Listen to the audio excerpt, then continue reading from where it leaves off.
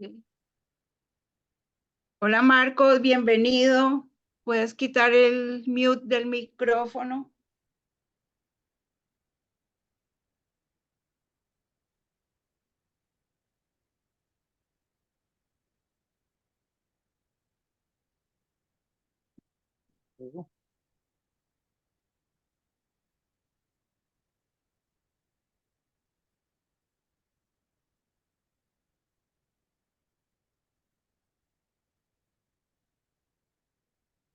No lo veo.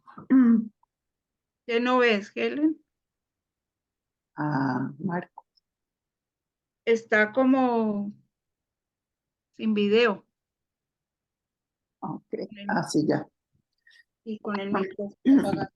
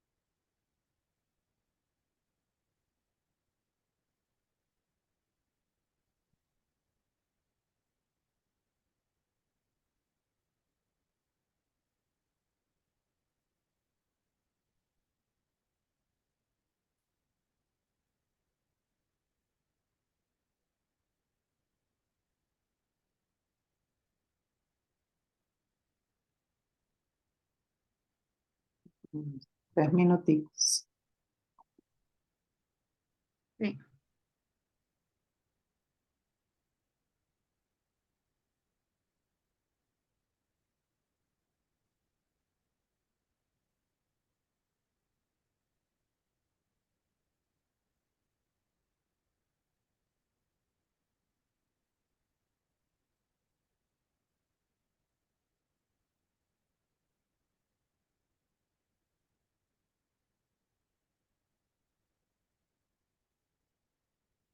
Ya Marcos dice que va a contar el micrófono y la cámara.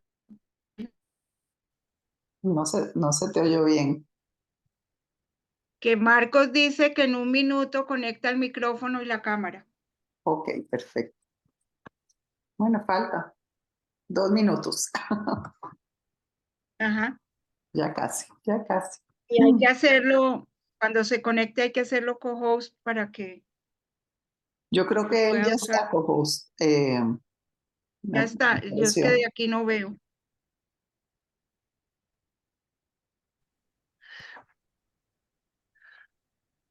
Ahora sí, Hola, buenas. Hola. ahora sí, bienvenido. Hola Berta, yo no voy a compartir pantalla, o sea que no, Ok, pero está bien. Ok. Bueno, acá entonces, quedo esperando que llegue la hora, entonces voy a traerme Sí, un damos vasito de un, agua.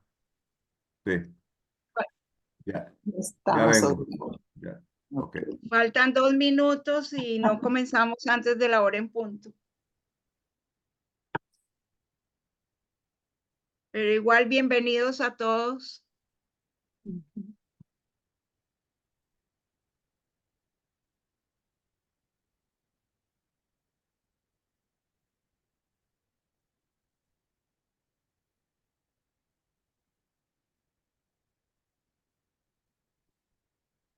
Bueno, muy buenas tardes. Hoy damos la cálida bienvenida al señor Marcos Pekel en este espacio que organiza el Grupo Cultural Celia Hoffman desde el Centro Israelita Sionista de Costa Rica. Nos honra contar con su presencia para impartir la charla Antisemitismo, Comunidades Judías del Mundo después del 7 de octubre, desafíos y más desafíos. Un tema efervescente que nos afecta, nos duele y preocupa. Sabemos de la trayectoria, la experiencia y el conocimiento del señor Pekel y estamos seguras que sus palabras y comentarios serán relevantes e importantes de escuchar. Antes, para que conozcan mejor al invitado, nuestra compañera Berta Goldstein les leerá un corto resumen de su extenso currículum. Bienvenidos todos. Gracias, Helen. Gracias, Marcos, por haber aceptado nuestra invitación. Y procedo a dar un pequeño resumen de el currículum de Marcos para que estén ustedes enterados de la clase de persona con la que contamos hoy en nuestro grupo cultural. Una persona sumamente preparada y siempre dispuesta a todo lo relacionado con nosotros, con Israel y con todas las comunidades.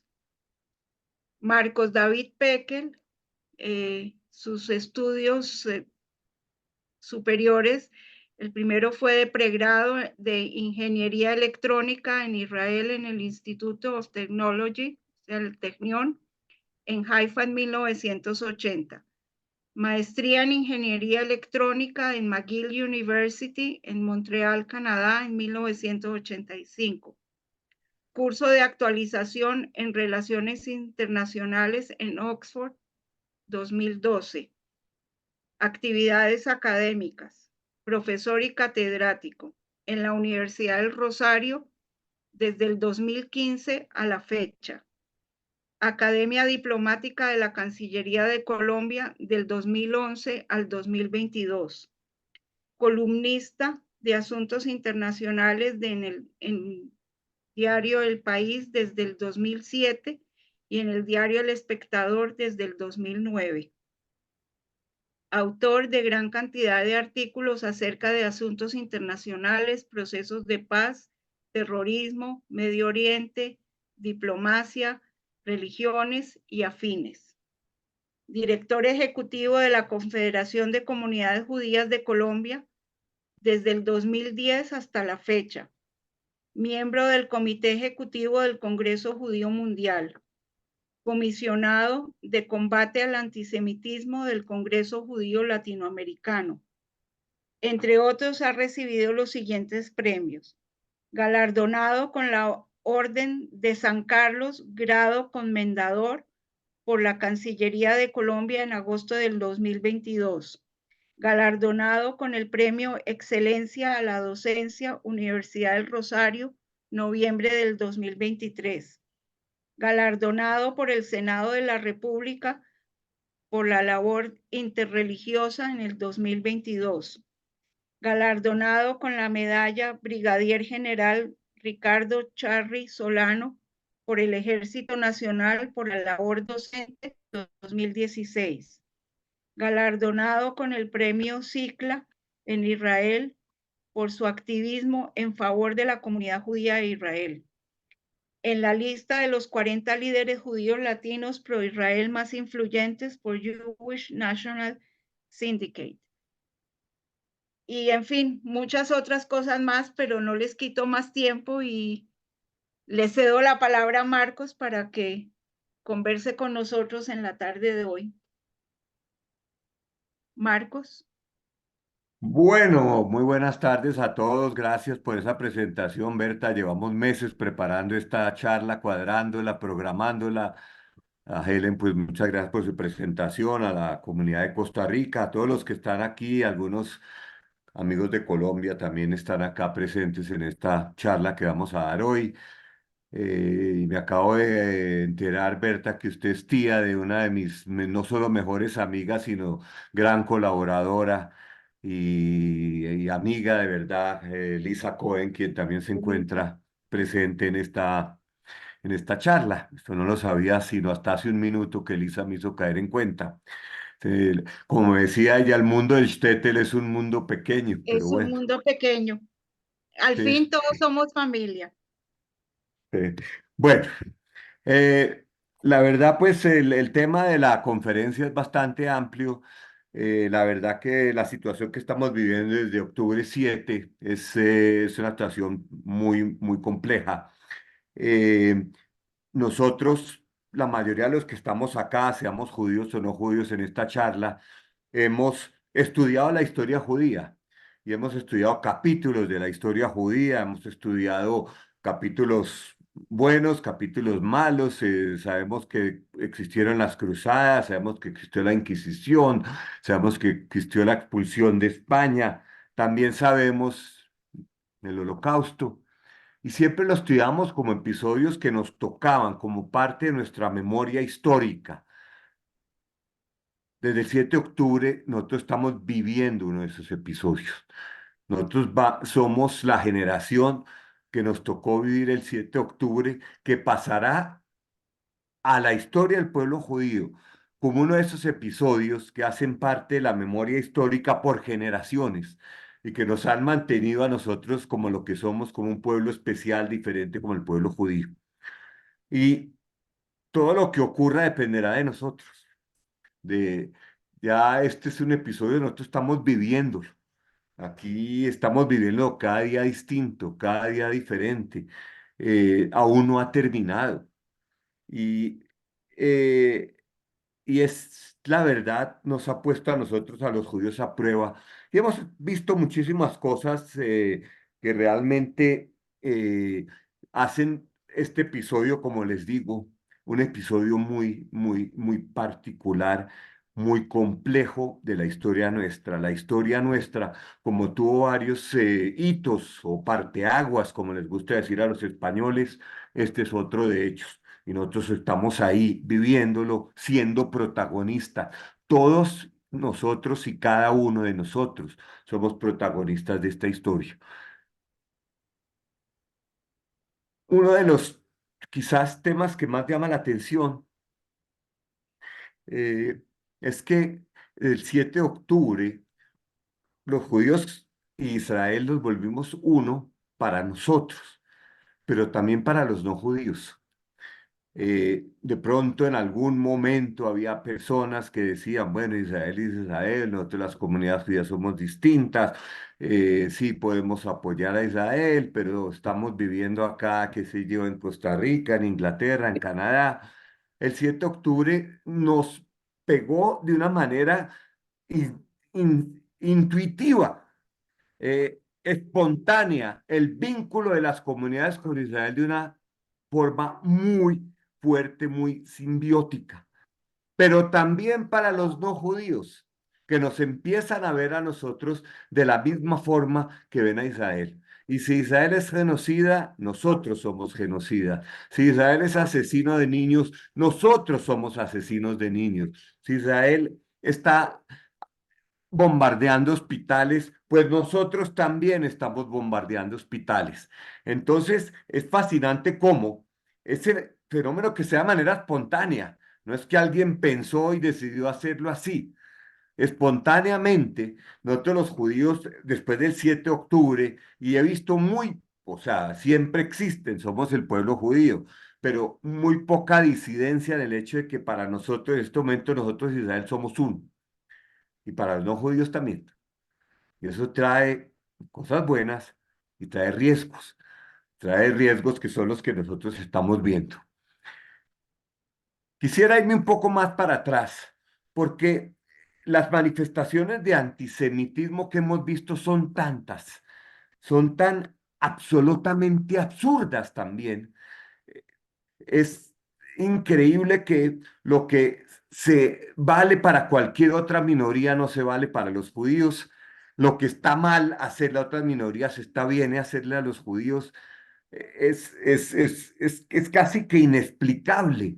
Pero es que el antisemitismo es un fenómeno que ha sido muy difícil de explicar.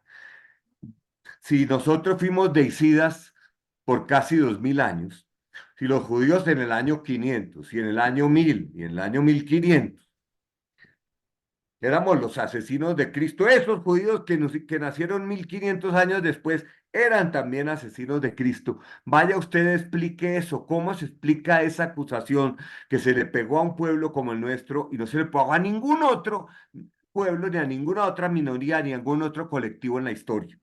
Por tanto, este fenómeno de, al igual que para mucha gente entender qué es el pueblo judío, también es complejo. Entonces, ¿qué somos? ¿Somos una religión? ¿Somos costarricenses? ¿Somos judíos? ¿Cuál de las dos? Y nos ponen a veces en disyuntivas absurdas en que toca explicar cosas que a otros no les toca. Entonces, la situación que estamos viendo, como digo, somos nosotros los protagonistas. Y tenemos que liberarnos de los estereotipos que nos quieren poner o que a veces nosotros mismos nos ponemos.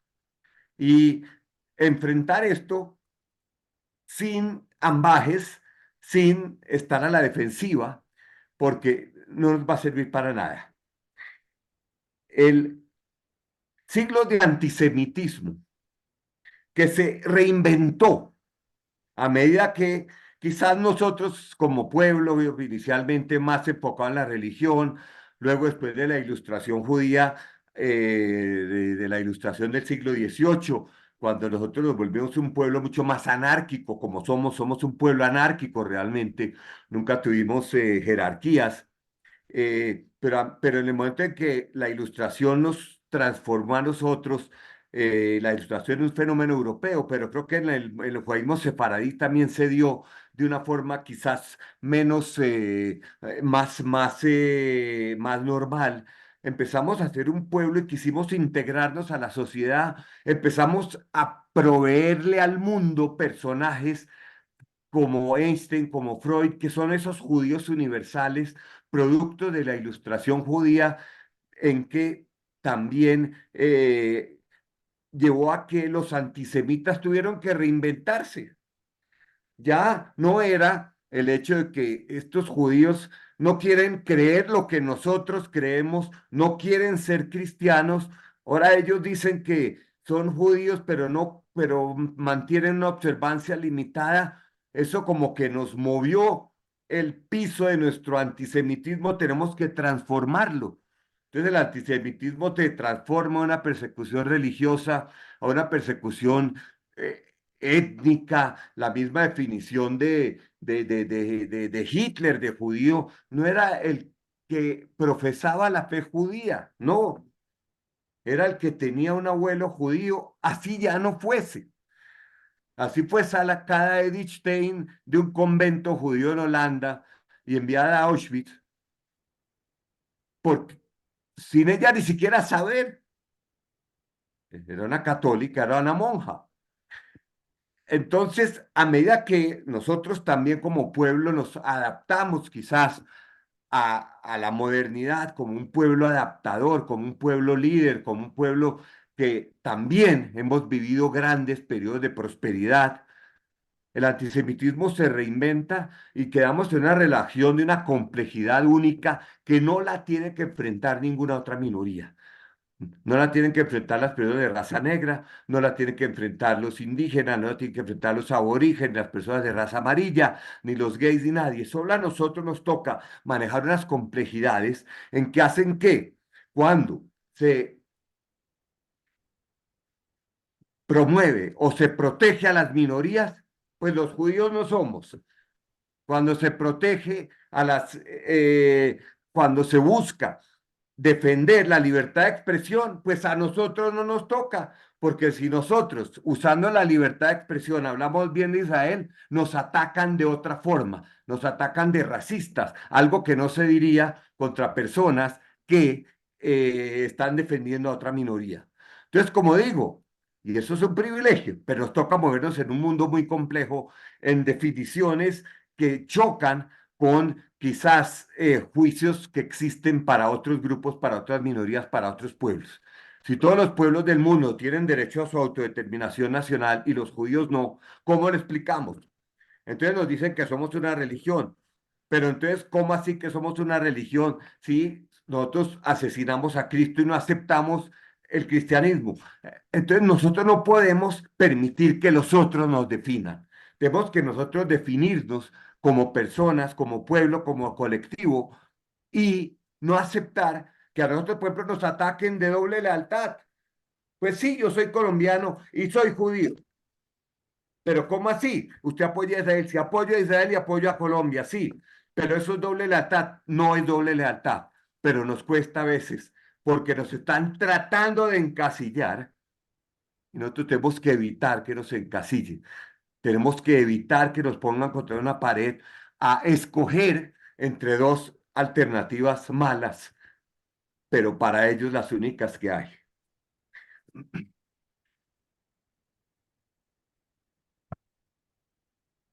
Entonces, ya volviendo al tema del antisemitismo, la última definición de antisemitismo, la que nos está tocando hasta ahora, que no significa que las demás hayan desaparecido, porque a nosotros aquí, y a veces leo unas columnas de personas que nos siguen atacando, acusando de deicidas, que nos siguen acusando con los libelos de sangre de la Edad Media. Esas no desaparecen, sino los nuevos que aparecen se juntan a los que existen y y entonces la definición étnica del judío que es nieto de un judío, o obviamente la que tiene que ver con el Estado judío. Y ahí podemos irnos al ground zero de este antisemitismo que se une a todos los demás, no los borra. El antisemitismo de la derecha sigue ahí. El antisemitismo de los supremacistas sigue ahí. El antisemitismo islámico sigue ahí, que están en episodios del Corán que llevaron a que se creara un antisemitismo también en el mundo islámico. Todo eso sigue.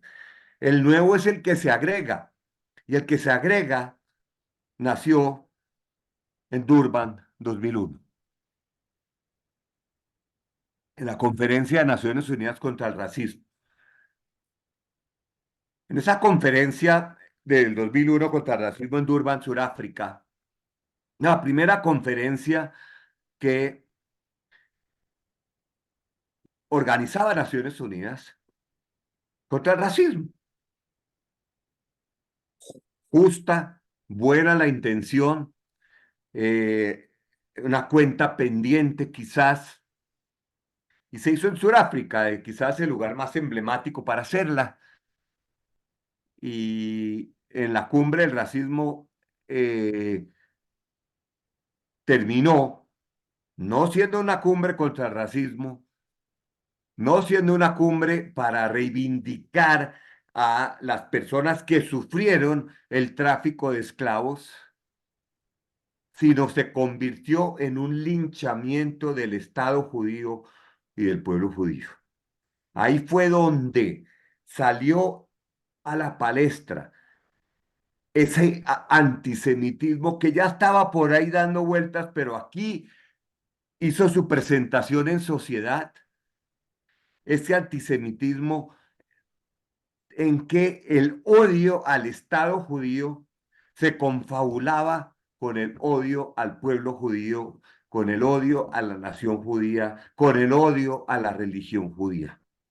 Esa cumbre de ONU contra el racismo, finalmente organizaciones judías que estuvieron ahí en Durban, les tocó irse de Durban por peligro a su integridad personal de los participantes. Empezaron realmente a amenazar a las organizaciones judías internacionales, muchas de las cuales están ahí, cuando han sido los judíos los principales o uno de los más importantes protagonistas en la lucha contra el racismo. Pero allá eso no pesó.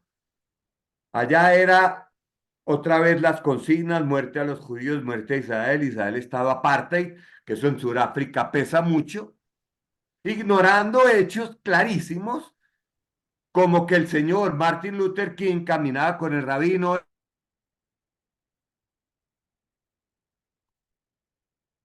de las cuales nosotros hacemos parte. Y acá veo líderes de la comunidad de Costa Rica con las que tengo oportunidad de compartir a veces. Fueron los adalides, los aliados de las personas de raza negra en Estados Unidos, de los afroamericanos, en la lucha contra el racismo.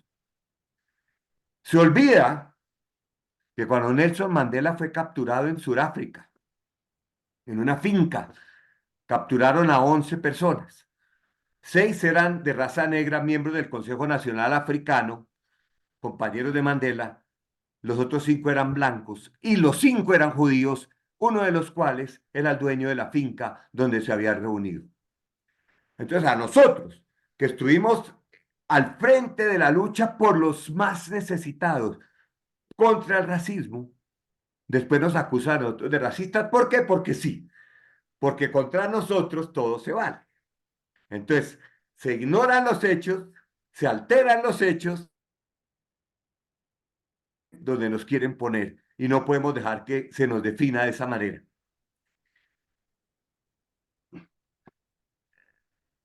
En Estados Unidos principalmente, donde el movimiento feminista fue fundado por una judía, eh, Betty Nieman se llamaba, donde el sindicalismo fue fundado por judíos, donde el movimiento LGBT de la lucha por los homosexuales fue fundado por judíos. Hoy en día ahí no nos aceptan, no nos aceptan, no nos aceptan. El, entonces, como digo, estamos enfrentando una situación que sería, si lo estuviera viendo alguien en un escenario, sería una tragedia del ridículo, una tragedia de cómo es posible que esto esté ocurriendo, cómo es posible que esto nos esté ocurriendo, pero nos está ocurriendo, nos está ocurriendo. Hoy en día, nosotros, los judíos, somos genocidas. Hoy en día eh, nos acusan a nosotros de lo que ya les dije a nosotros al comienzo de la charla. Y entonces se pregunta uno, bueno, ¿a Israel la están atacando por lo que hace en Gaza? No. Algunos sí. La situación en Gaza es desesperante, es una calamidad, es una tragedia. Lo que pasa es que a Israel no se le ataca por lo que hace, sino por lo que es. Y Israel es el Estado judío. ¿O acaso no hay? Mire, la guerra en Gaza empezó el 7 de octubre y acá voy a traer un conflicto que absolutamente a nadie le importa. Y a nadie le importa porque ahora están involucrados judíos de Israel. En Sudán hay una guerra civil, allá han matado decenas de miles de niños, han asesinado, han violado, porque la violación allá es un arma de guerra. Han violado miles de mujeres, han matado niños, han desplazado millones, no miles, millones.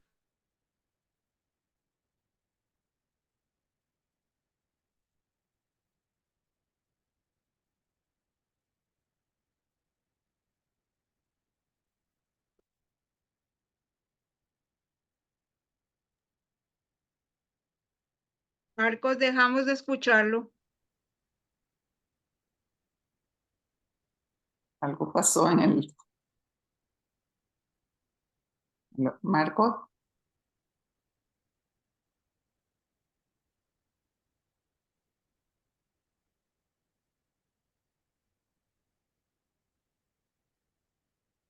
pues le escribes, Berta.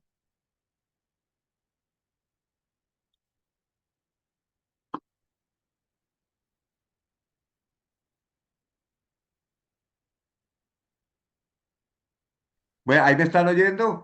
Ahora sí, Sí, no, la conexión me pero la botó y no volvió a imagen, conectar. Ha habido sí, problemas con el internet en el mundo hoy. ok, Bueno, acá estoy otra vez. ya, Creo que ahora no. sí.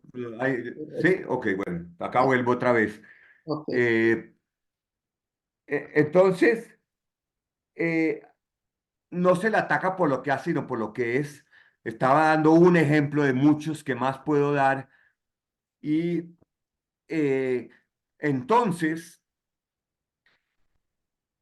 hay veces que la lucha contra el antisemitismo, entonces no, a los judíos, a nosotros, no nos entienden como una minoría, sino nos ven como los dueños del dinero, los dueños del poder y como blancos.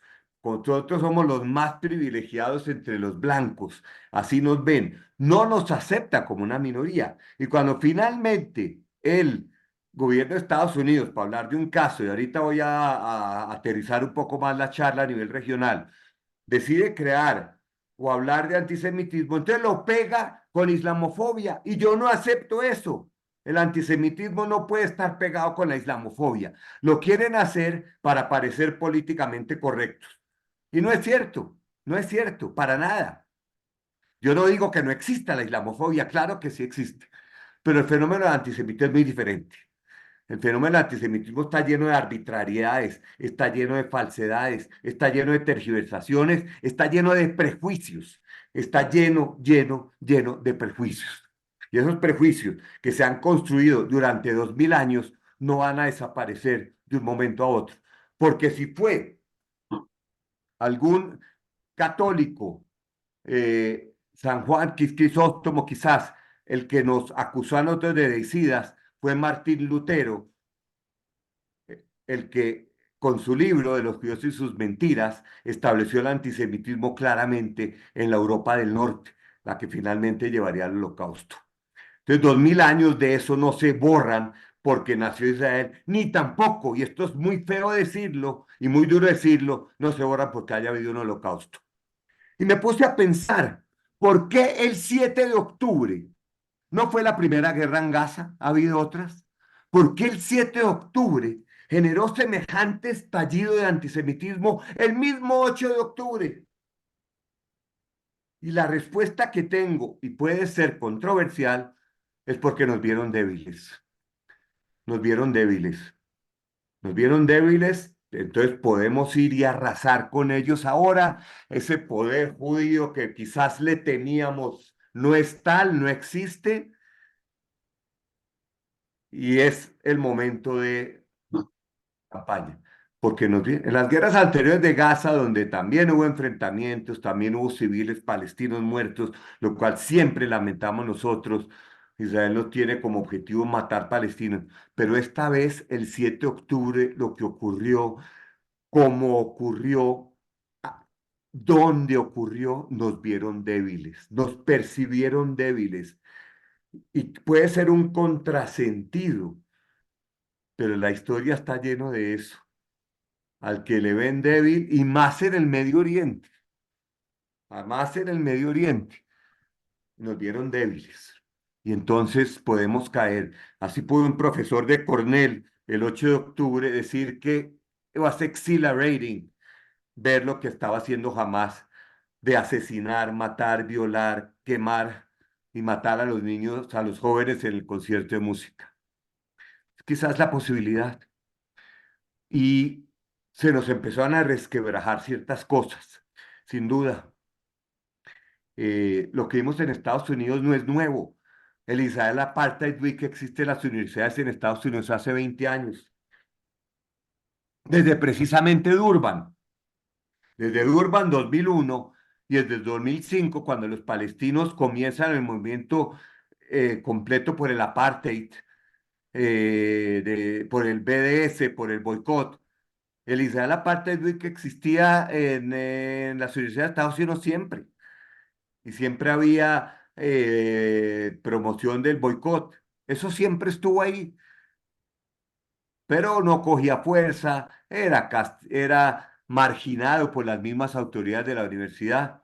Esta vez la fuerza y la potencia con la que esto irrumpió en el escenario fue tal, y además que encontró un entorno diferente, encontró un entorno distinto, encontró un entorno como que esta vez eso sí está bien, ir a crear esos campamentos, salir con la consigna From the River to the Sea, ahora sí está bien, ahora sí vemos el Israel que siempre pensábamos, ese proyecto colonial, ese proyecto racista, ese proyecto cuyo único objetivo era la destitución del pueblo palestino. Entonces, cuando a uno lo perciben débil, la situación se vuelve mucho más difícil. Eh, Porque toca volver a reconstruir quizás esa fortaleza en la que tuvimos, porque estábamos viviendo, y yo no quisiera hablar en pasado, yo quisiera pensar que todavía estamos en un momento en que seremos nosotros los que definamos nuestro futuro, como les dije al puro comienzo. Pero sí estamos viendo un periodo de prosperidad, un periodo de oro del mundo judío. Teníamos comunidades fuertes en todo el mundo y teníamos un Estado de Israel fuerte en todo el mundo.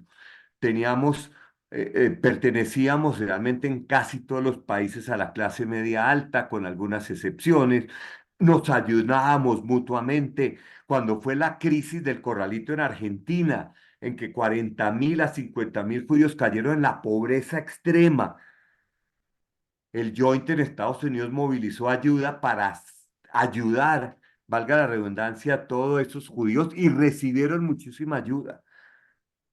O sea que estábamos viviendo y estamos viviendo, pues vuelvo y digo, un periodo de gran prosperidad, de muchísima solidaridad, la que tuvimos con los judíos de la Unión Soviética, con los judíos de Etiopía, eh, y obviamente lo que les mencioné ahora, cuando judíos en Cuba, la comunidad judía de Cuba sobrevive gracias a ayudas que reciben de comunidades, especialmente de Estados Unidos. Y ese aura quizás se resquebrajó el 7 de octubre. El 7 de octubre empezaron a pensar, ah, miren, los judíos no son como pensábamos, no tienen el poder que pensábamos, mírenlos. Y no hay ningún pobrecitos. Ahora es el momento de aplastarlos porque eso es lo que nosotros queremos y debemos hacer. Y es lo que nosotros vemos en muchos lugares. Ahora voy a hacer la diferenciación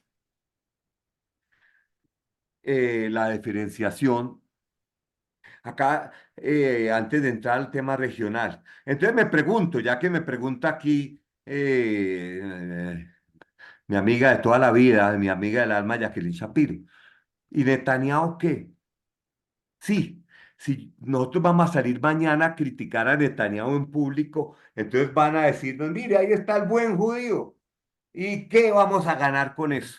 ¿Frente a quién vamos a quedar bien? ¿A quién le vamos a hacer el favor nosotros? A nadie. El problema no es Netanyahu. Algún día acabará la guerra y ya Israel será quien defina qué tipo de gobierno quiere. Yo soy un fiel creyente de la democracia en Israel. Israel tiene que sobrevivir como un Estado judío y democrático. Ambas son condiciones sine qua non. El problema de Israel no es Netanyahu. El problema de las críticas a Israel no es Netanyahu. Que hay críticas válidas, sí las hay. Pero lo que está pasando en la guerra, estamos enfrentando una guerra en 7 frentes. Ayer leía una editorial del diario El Espectador, del cual soy columnista, diciendo que Israel está buscando la guerra en Líbano. Dios mío, ¿cómo un periodista puede escribir semejante brutalidad? Cuando el 8 de octubre Hezbollah comenzó a lanzar misiles a Israel y hasta el día de hoy no ha parado, sin que Israel lo provocara. Entonces, eso es la tergiversación de los hechos que nosotros tenemos que también combatir en este momento, además de las distintas guerras que no es de lo que quiero hablar ahora. Ahora sí quiero hablar un poco del tema regional. El antisemitismo eh, tiene facetas o tiene caras regionales. Y definitivamente no es lo mismo el antisemitismo en América Latina que el antisemitismo en Europa y en Norteamérica. Yo no puedo creer lo que está pasando en Canadá, un país donde nacieron y viven mis hijos, donde yo viví 10 años. Era el paraíso del mundo judío. Era Canaán, como decía el chiste ese. Y hoy en día, Canadá es el peor país en temas de antisemitismo. Allá han atacado sinagogas, han atacado escuelas. La Universidad de McGill, donde yo estudié, se volvió un lugar hostil a alumnos judíos. En Norteamérica, pues lo que vimos en las universidades de Estados Unidos, de lo cual no tengo que volver acá, las manifestaciones en las universidades de Estados Unidos no tenían nada que ver con los palestinos, nada que ver con mejor la situación de los palestinos, nada. Eran puras manifestaciones de odio contra Israel y contra los judíos. Nada más. Sí, había idiotas útiles ahí que pensaban que sí, que Palestina, qué bueno. Al final del día, el discurso de las manifestaciones en las universidades lo secuestraron aquellos que, para quienes Israel no tiene derecho a existir, Israel no tiene derecho a estar. Y los estudiantes judíos, como apoyan a Israel, no tienen derecho a ir a estudiar allá. Y los estudiantes judíos que critican a Israel, pero apoyan la existencia de Israel, tampoco tienen derecho a estar allá. Entonces, esa es la realidad. En América Latina, el antisemitismo hasta ahora no ha llegado a esos niveles y no estaba antes tampoco. Como digo, el 7 de octubre estallaron cosas, pero no empezó todo. Nosotros que hemos estudiado el fenómeno del antisemitismo desde hace mucho tiempo, hemos escrito varios artículos. América Latina sí fue siempre distinto. Les voy a contar una anécdota. Acá nosotros tratando de socializar la definición de antisemitismo de la IRA, hace unos 6 años, hablamos con la Fiscalía General de la Nación de Colombia para dar un curso de antisemitismo a fiscales, señales de antisemitismo es esto. ¿Por qué lo hicimos? Porque Colombia pasó una ley en el año 2011 en el cual el antisemitismo, así aparece la palabra en el Código Penal, es un delito penal que se castiga con cárcel. Me puse a pensar yo que un fiscal o un juez en alguna población de Colombia que le llega una demanda por antisemitismo, el tipo va a estar en la luna. ¿Eso qué es? Le dijimos, ¿a qué vamos a socializar un poco el tema? Hablamos con el fiscal general de la Nación. En Colombia la fiscalía es el ente que acusa, el ente acusador eh, de, en temas penales. Y le dijimos, mire, déjenos dar un curso para enseñar un poco qué es antisemitismo. Magnífico, empezamos el curso presencial, todavía no existía Zoom, 30 fiscales vinieron, empezamos la charla y a los 20 minutos por ahí, después de estar hablando de antisemitismo, bla, bla, bla, tipo levanta la mano y dice, oiga, doctor, ¿usted me puede explicar qué es un judío? Entonces nos dimos cuenta que buena parte del tema en América Latina es que la gente no sabe qué es un judío, ni le interesa, ni ha visto un judío en su vida. Contrario a América, a Norteamérica, donde o Europa tiene una carga judía de 2000 años y Norteamérica tiene muchos judíos. Entonces cualquier persona tiene un médico judío, un contador judío, un abogado judío. Eh, entonces, el tema de que la mayoría de la gente acá no tiene ni idea qué es un judío, ni qué son los judíos, ni cómo se distingue un judío de un colombiano en la calle, generó, genera pues una situación un poco diferente. Y realmente es diferente. Nosotros hicimos una encuesta, acá una encuesta con una encuestadora, y tenemos que volverla a hacer. Y la verdad, la mayoría de la gente no sabía que eran judíos. Sí tenían ciertos prejuicios, pero eran prejuicios que venían de lo que nos trajeron los españoles acá. Entonces, sí, de pronto los judíos mataron a Cristo, pero ¿y quiénes son esos judíos? Unos señores que vivían por allá. Y algunas expresiones, pero no sabían que es un judío, por lo tanto, el antisemitismo que hemos visto en América Latina no ha sido un antisemitismo de hechos violentos. No hemos visto violencia, acá no hemos visto grafitis, más que algunos hechos aislados, sí los hemos visto, pero no son campañas permanentes, ni tampoco campañas contra la presencia judía en el país. Por el contrario, muchas personas que sí saben que son judíos tienen mucha admiración por los judíos. Y por lo tanto el antisemitismo acá no ha llegado a esos niveles de virulencia, inclusive en un país como Chile. donde esa comunidad palestina es tan antisemita, tampoco se ha llegado a los niveles de violencia que está en Norteamérica. Eh, y, y eso tiene que ver con que América Latina es distinto en ese sentido. Yo golpearía madera para esperar que no lleguemos a que cojan y ataquen un colegio judío, a que cojan y empiecen una campaña virulenta contra las comunidades. Entonces tenemos un fenómeno interesante en América Latina comparado con Europa y Norteamérica. Y es que Europa y Norteamérica en la calle se ve mucha manifestación antisemita, mientras que los gobiernos allá, en términos generales, se oponen o apoyan por lo menos a Israel hasta cierto punto. En América Latina tenemos gobiernos muy anti-Israel, como el gobierno de Colombia, el de Chile, el de Brasil, el de México, pero eso no se ha traducido en que la calle se vuelva al mismo nivel de anti-israelismo o de odio a Israel que manifiestan los gobiernos. Y esa es una diferencia importante para mencionar acá. Yo he estado en las organizaciones judías, yo estoy en el Comité Ejecutivo del Congreso Mundial, he ido a muchas reuniones desde el 7 de octubre, presenciales y virtuales, y las historias que he oído me ponen los pelos de punta para reforzar esto que les estoy diciendo, de la comunidad judía de Australia, lo que les ha tocado vivir allá, a los estudiantes judíos en las universidades, a parlamentarios judíos en el parlamento de una democracia parlamentaria, en Francia, que violaron a una niña de 12 años, una banda de musulmanes de origen argelino por el solo hecho de ser judío. Y aunque causó indignación, yo hubiera querido que cause la misma indignación que cuando dicen que murieron 10 niños en Gaza. Una niña de 12 años la violaron en Holanda, el monumento a Ana Frank, nos contaran un monumento, le pusieron Free Palestine.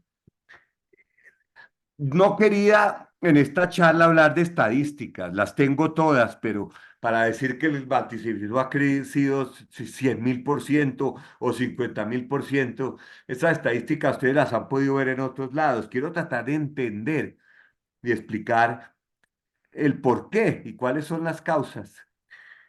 Y en esa reunión del Congreso Judío lo que oigo en Francia, en Inglaterra,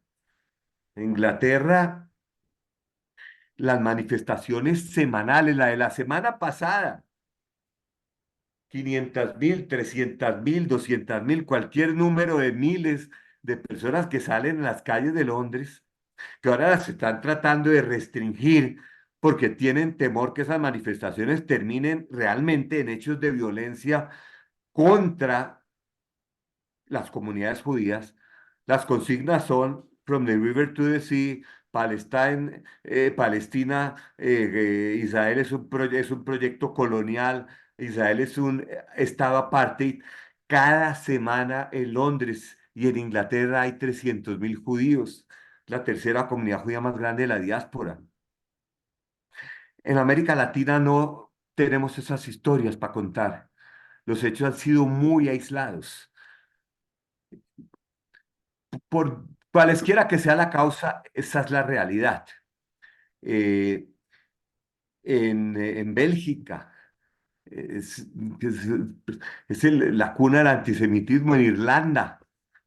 Entonces, para terminar y abrir el espacio acá al debate, estamos, como digo, viviendo una época muy compleja, muy, también quisiéramos pues que la guerra termine ya en Gaza. Israel enfrenta, hace poco, Bret Stephens, que es uno de los columnistas del New York Times, que en su momento estuvo en el Wall Street Journal, es una columna que me parece a mí muy clara de cuál es el desafío que enfrenta Israel entre liberar a los rehenes y evitar otro 7 de octubre, porque si jamás sigue ahí, va a haber otro 7 de octubre. Entonces, los debates son muy complejos, son muy difíciles. Estar en los pies del primer ministro de Israel hoy en día me parece una labor imposible, más allá de lo que uno piense de él o no. Claro que hay elementos radicales en el gobierno de Israel, pero al final del día el que toma las decisiones es el primer ministro. Son decisiones muy difíciles. Ah, el otro día, lo que lloramos cuando aparecieron esos 6 rehenes asesinados a sangre fría con tiros de gracia. Y eso, la gente acá ni siquiera lo mencionó. Hablaban de que los titulares de prensa hablaban de los 6 rehenes muertos, no de los 6 rehenes asesinados por Hamas. El antisemitismo se volvió mainstream, aceptado, y nosotros como judíos no vamos a dejar ni que nos definan, porque si dejamos que nos definan, nosotros perdemos. Eh, bueno, estaba acá quizás compartiendo con ustedes algunas reflexiones mías más que una conferencia académica. No quise hacer de esto una conferencia académica con un PowerPoint y datos y estadísticas y gráficas, sino más bien unas reflexiones de alguien que como yo y muchos de acá, que veo a Saúl y veo a otros, que estamos en el mundo judío cada minuto de nuestras vidas y nos toca vivir esto sin recetas y sin fórmulas. Aquí no las tenemos, nos toca irlas definiendo a medida que enfrentamos cada situación. Entonces, Berta, Helen, muchísimas gracias. Yo preferiría, si quieren, las preguntas con micrófono abierto, no tengo ningún inconveniente, pero eso es decisión de ustedes. Marcos, muchísimas gracias por esta charla tan dura y difícil de digerir. La realidad es que el antisemitismo ha existido, existe y va a seguir existiendo. Las realidades en los diferentes países también son algo complicado. Y para empezar, tengo una pregunta directa para la comunidad de Colombia. ¿Cómo han recibido la actitud del gobierno con respecto hacia el Estado de Israel y las relaciones con el Estado de Israel y hacia la gente de la comunidad? ¿La gente del gobierno ha tenido alguna reacción contra ustedes o simplemente es contra el Estado y defendiendo a los palestinos? Gracias por su pregunta, Berta. Mire, no, el gobierno de Colombia no tiene ninguna actitud contra la comunidad judía y el presidente Petro una actitud abiertamente hostil contra Israel, que nosotros la hemos denunciado de manera oficial. Sin embargo, nosotros seguimos teniendo buena relación. Nosotros tenemos como comunidad dos objetivos principales, dos objetivos no, dos expectativas, dos exigencias, lo pondría yo más así, del gobierno colombiano. Uno es seguridad y uno es libertad de cultos. La seguridad nuestra, pues depende en buena parte de las fuerzas de seguridad del Estado, de la policía, que han estado colaborando absolutamente con nosotros 24/7 en la protección de la comunidad y de las instituciones comunitarias. Y segundo, la libertad de cultos, que en Colombia no está amenazada, hace parte de la Constitución Nacional. Y nosotros hacemos parte en un grupo muy pequeño de asesores del Ministerio del Interior, que es encargado de las religiones en Colombia, pues nosotros como Confederación Judía estamos ahí. Por lo tanto, en ese sentido, sí. La hostilidad contra Israel del presidente Petro, pues ya venía de mucho antes de su época de la alcaldía de Bogotá. Sin embargo, el 7 de octubre sí se deschavetó completamente. Eh, Sin embargo, las relaciones con Israel no se rompieron. Se pudo evitar un rompimiento total de relaciones. Esta mañana estuve yo en una de las principales clínicas de Colombia, conocida por su experticia en el tema cardiológico, donde acaban de inaugurar el sistema más avanzado del mundo en telemedicina, telemonitoreo, comprado a una empresa de Israel por el Ministerio de las Tecnologías de Colombia. Entonces, la embajada de Israel no desapareció, acá sigue habiendo una embajada con 3 diplomáticos. Entonces acá la bandera de Israel, donde está la embajada, está ahí, y la embajada de Colombia en Israel también sigue funcionando, no a nivel de embajada, sino a nivel de consulado.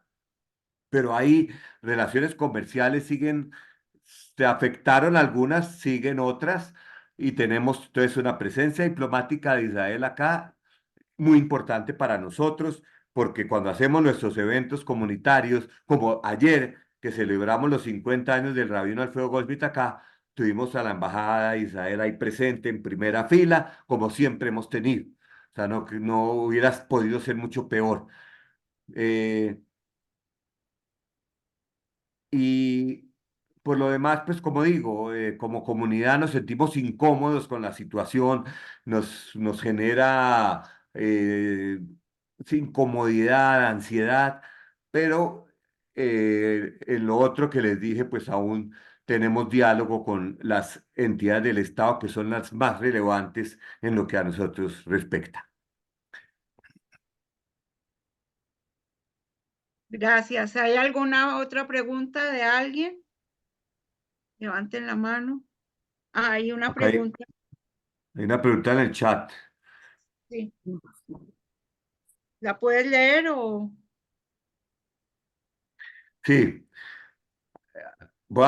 Acá preguntan que si antisionismo y antisemitismo es lo mismo. La pregunta la hace Harry Weinstein, a quien saludo yo también.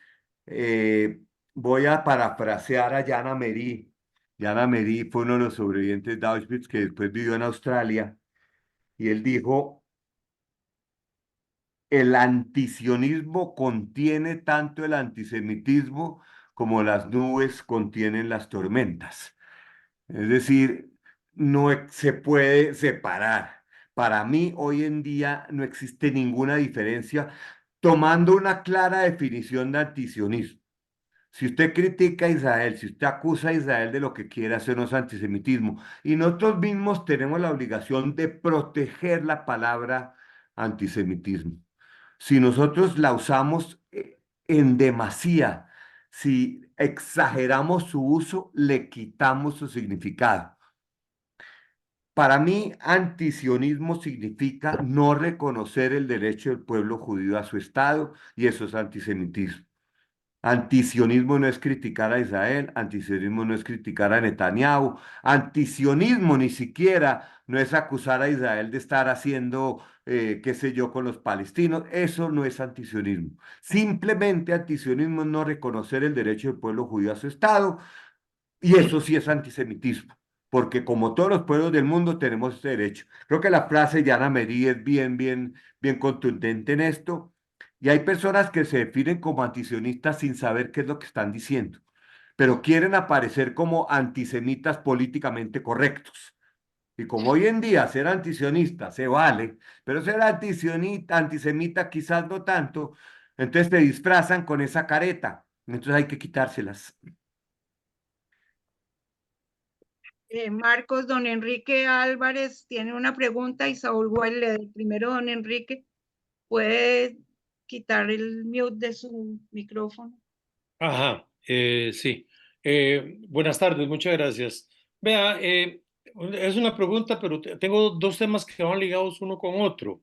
Me parece que históricamente alguien está manipulando la prensa mundial, de tal manera que, por ejemplo, el caso de Israel, hay noticias que no salen al mundo y otras noticias como que sí salen al mundo, como que hay algo raro ahí.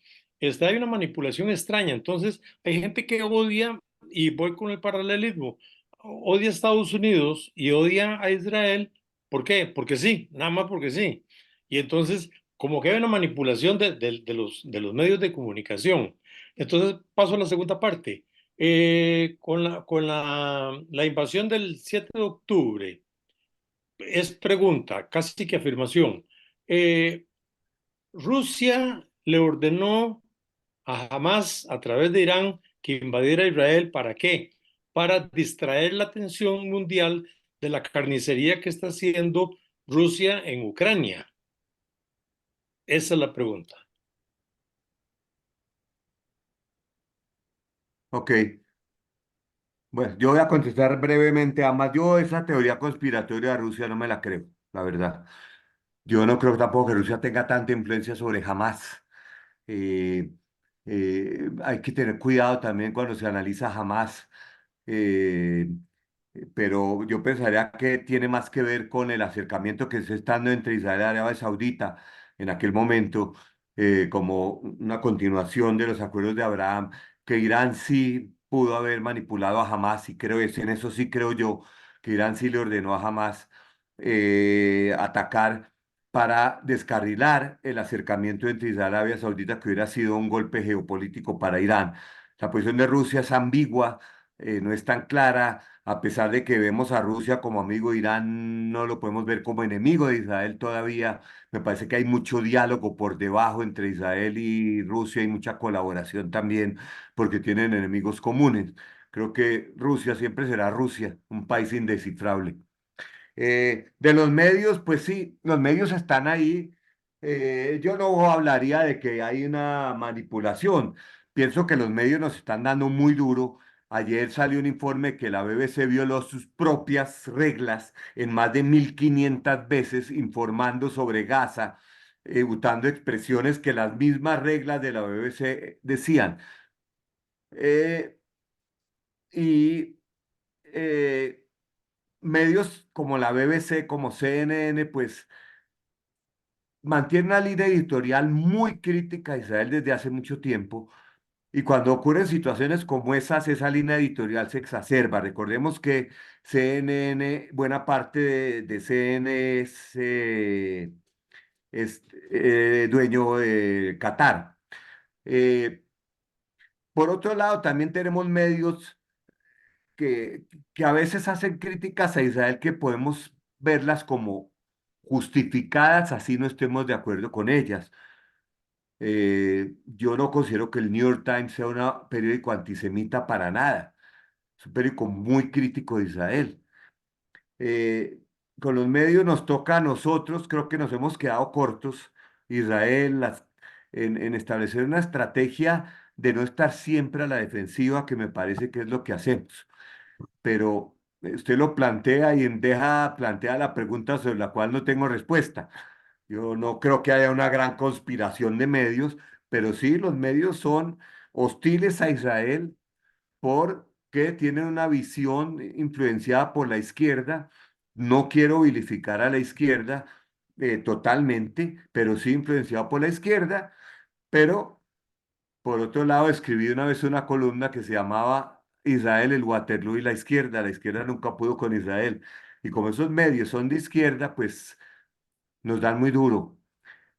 No hemos encontrado una respuesta. Tampoco estoy seguro del impacto que tienen más allá de nosotros verlos y nosotros movernos acá. No sé qué tanto impacto tienen, la verdad, hoy en día con la competencia que tienen en redes sociales, donde sí podemos ser mucho más activos y tener una presencia mucho más fuerte y mostrar nuestro mensaje más claro que con los medios tradicionales internacionales que filtran lo que quieren y muestran lo que quieren. Eh, no es lo mismo un titular de una noticia que tiene mucho impacto a una columna de opinión que la lee el 1% de la gente. Saúl. Buenas tardes. Muchas gracias. Muy interesante la presentación. Obviamente se tocan muchos temas.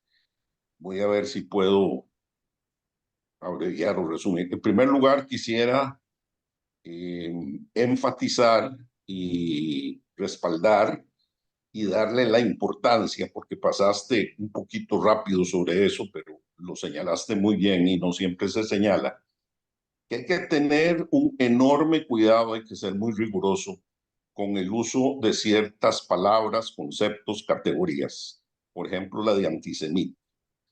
Hay una tendencia entre mucha gente, por lo menos aquí en la comunidad yo encuentro, en que con facilidad califican de antisemita muchas cosas. Cuando un concepto se usa sin rigor y se usa tan fácilmente, se le vacía de contenido y por lo tanto después pierde su eficacia.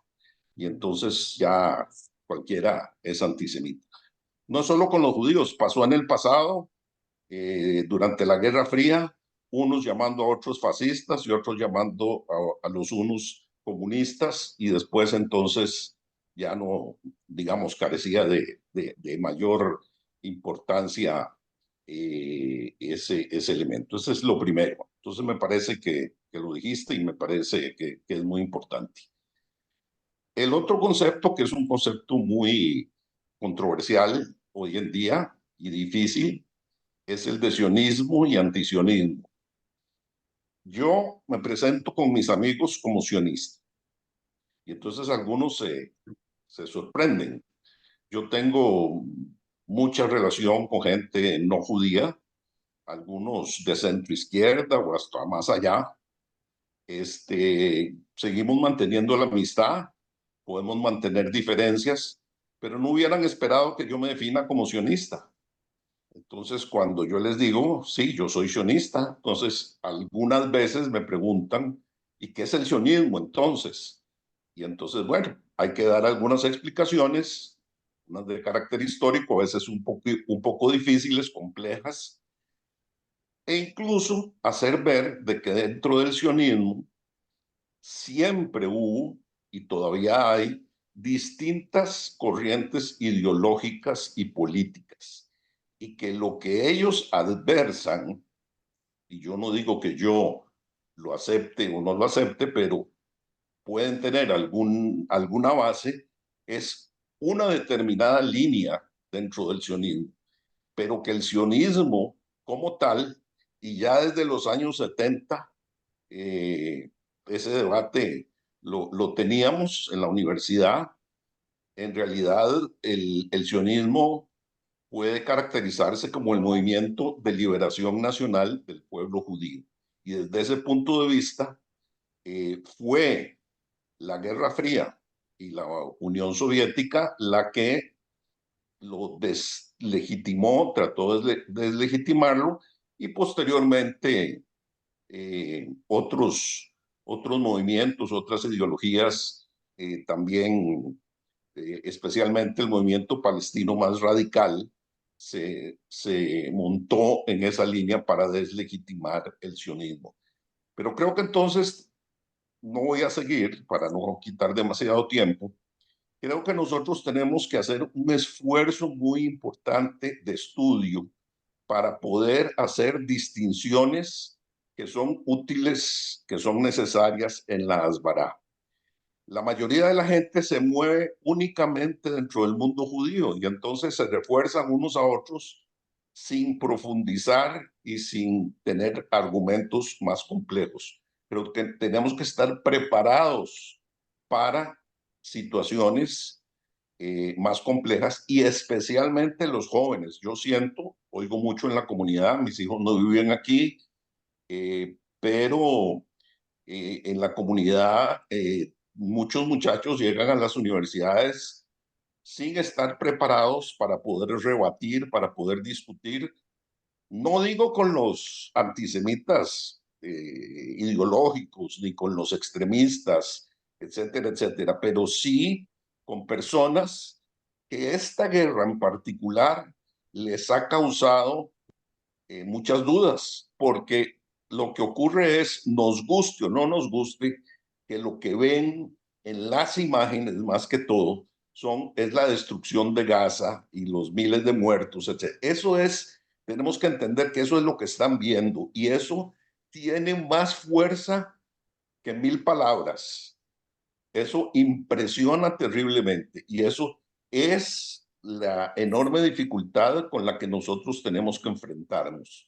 Entonces, hay que tener mucho más conocimiento en profundidad y no simplemente contentarnos con lo que nos sentimos satisfechos al conversar unos con otros. Lo dejo por ahora ahí, espero haber sido claro en mis tesis.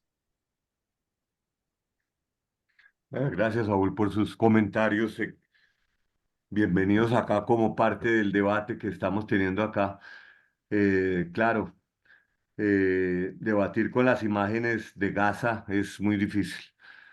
Y, el problema de eso es que el término genocidio hoy en día va a ser muy difícil que nos lo quitemos de encima.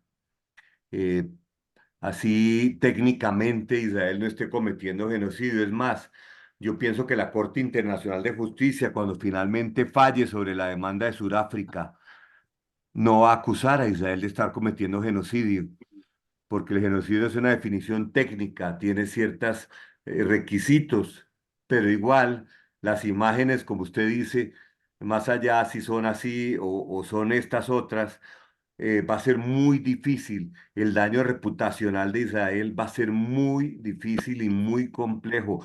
Nos toca ser muy imaginativos y toda la conocimiento y la inventiva y la inteligencia judía que nos ha dado 200 premios Nobel y nos da el Israel Startup Nation, tenemos que empezar a encaminarla hacia la construcción de la reputación otra vez lo más pronto posible. Yo creo que tenemos que venir con ideas novedosas de cómo hacerlo, porque eh, ¿quién va a querer lo que estamos viendo con los boicots a deportistas israelíes, a artistas judíos? Va a ser difícil. Y mientras tengamos pegado acá el mote de genocidas, va a ser complicado. Y mientras esas imágenes de Gaza sigan apareciendo, así sean recicladas, tenemos un desafío bien fuerte, usted lo ha dicho. Hay unas preguntas en el chat, Berta, varias. Sí, Marcos, eso es lo que quería decirte. Hay 3 preguntas. Si por favor las contestas y con eso terminamos para Vale, que no sea demasiado largo para usted y para todos los amigos que nos están acompañando. ¿Las vale. lees o las leo? Ok. La primera pregunta, Marcos se quedó frisado. ¿Cómo? ¿No me ¿Cómo oyen ve, ahí? de Henry Meltzer, cómo Sí. ve el impacto en el antisemitismo del resultado en las elecciones en los Estados Unidos y por qué Inglaterra está cambiando su política hacia Israel? Bueno, la segunda es más fácil. Yo no sé si Inglaterra está cambiando, pero hubo un cambio de gobierno. Hubo unas elecciones y ganó el Partido Laborista. El Partido Laborista es un partido más propenso a la crítica a Israel que los Tories, que es los que estaban gobernando hasta ahora. El cambio en el tema de las armas, según entendí yo, que sí detuvieron la venta de armas a Israel, era un tema técnico que estaba resuelto. Un poco de vueltas le dieron, pero Inglaterra va a seguir siendo un muy importante aliado de Israel, no me queda duda con el Partido Laborista también. A pesar de que ese tema de las armas es importante, eh, hubo elecciones y ganó un partido que tiene una política un poco distinta hacia Israel de la anterior. En el tema de las elecciones de Estados Unidos estoy viendo lo siguiente. Estoy viendo a los candidatos aparecer muy como pro Israel y como enemigos del antisemitismo, por lo menos en el discurso.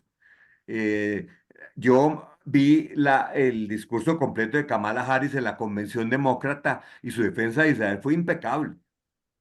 Ahí no hubo nada que criticarle. Ella dijo que Estados Unidos defenderá a Israel y apoya el derecho de Israel a su defensa y Estados Unidos dará a Israel todo lo necesario para poder defenderse. Después habló de Gaza, habló del sufrimiento palestino, habló de autodeterminación, volviendo al tema de 2 estados, que es una política que la apoyan tanto los gobiernos conservadores como los gobiernos demócratas como republicanos y como la apoyan la mayoría de los gobiernos del mundo, que es la solución de 2 estados, por lo menos mantener el imaginario. O sea que en ese sentido, en las elecciones de Estados Unidos no veo que el tema del antisemitismo vaya a generar eh, mayor ruido más allá de que ambos candidatos quieren aparecer como los que se oponen rotundamente al antisemitismo y defienden a la comunidad judía y defienden a Israel con ciertos matices.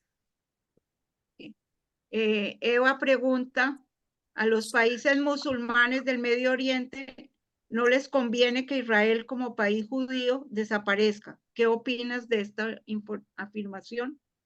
Yo pienso que los países musulmanes, y no los podemos meter a todos en una misma bolsa, ninguno está hoy en día con el discurso de eliminar a Israel del mapa fuera de Irán, que no es árabe y que sí utiliza esa retórica. Uno ya no le oye más ni el presidente de Egipto ni Marruecos. Por ejemplo, a mí me parece fascinante lo que ha ocurrido con Marruecos desde el 7 de octubre. Marruecos, país árabe, ya no han dicho ni mu. Más allá de criticar a Israel, las relaciones con Israel crecen cada día a pesar del 7 de octubre y es un país árabe. Lo mismo con los Emiratos. Por lo tanto, es un tema más de geopolítica. Yo sé que Israel está ahí para quedarse y en el Medio Oriente Israel tiene que actuar con un país del Medio Oriente dentro del marco de la geopolítica, del marco de las relaciones internacionales. eh, y pienso que la posibilidad de la normalización con Arabia Saudita sigue muy vigente. Hay que esperar que la guerra termine y esperar un tiempo, pero pienso que eso va a parar. Yo no veo a los países árabes, ni siquiera a los países de la Liga Árabe hoy en día. La Liga Árabe misma ya reconoció a Israel tácitamente en el año 2002 en Beirut, reafirmó ese reconocimiento en sus cumbres siguientes, contrario a lo que habían dicho en aquella cumbre famosa en Jartum, en Sudán, en el 67. Por lo tanto, no veo que los países árabes estén impulsando la desaparición de Israel. Y la última pregunta de Socorro. Hola, ¿dónde se pueden verificar si los videos y o las noticias que son antisemitas son fake news? Hay muchas formas, lo que pasa es que hay tanta avalancha de información y hay, cuando son videos o noticias que adquieren cierta relevancia, hay organizaciones, incluso organizaciones judías que hacen la verificación. Nosotros hemos, y hay muchas que uno las encuentra fácilmente. Si ustedes ven una foto en en Facebook, en Twitter, que es quizá la red o un video en TikTok, ustedes tienen la opción de seleccionarlo y ver si ese video por lo menos es verdad o no. Si la foto de esos niños muertos que están mostrando, ¿verdad? Son niños muertos, son palestinos que murieron hace 2 días, o como nuestro presidente que ha puesto fotos de niños sirios muertos en la guerra civil en Siria y los presenta como palestinos. Eso no es difícil hacer. Y los que adquieren mucha relevancia, hay organizaciones que se dedican a verificar si es cierto o no. Pero eso es una labor de una labor complicada. Pánico. Bueno, Listo. Marcos, Bueno, muchísimas gracias. Realmente ha sido algo muy ilustrativo y le paso la palabra a nuestra compañera Helen para que despida la charla. Y nuevamente a todos los presentes, gracias por acompañarnos. Helen. muchísimas gracias. Como dijo Berta, Marcos, ha sido realmente una charla interesantísima sobre las comunidades judías en el ámbito global y en el contexto actual. Y como comentaste, los retos y desafíos son muchos. Y creo la mejor lección que nos enseñan estas virulentas reacciones antisemitas en el mundo es que debemos estar unidos, tenemos que fortalecernos y tomar muy en serio las reflexiones tan importantes que hemos escuchado esta tarde en tu charla. Muchísimas gracias nuevamente. Gracias a todos los que nos acompañaron. Y bueno, Am Israel Hay. A Misael Jai, gracias por la invitación. Ha sido un verdadero gusto y placer compartir con ustedes y algún día volveremos a estar acá. Muchas gracias y Gracias, pues, chao. buenas Muchísimas gracias. noches. Gracias a todos. Gracias, Marta.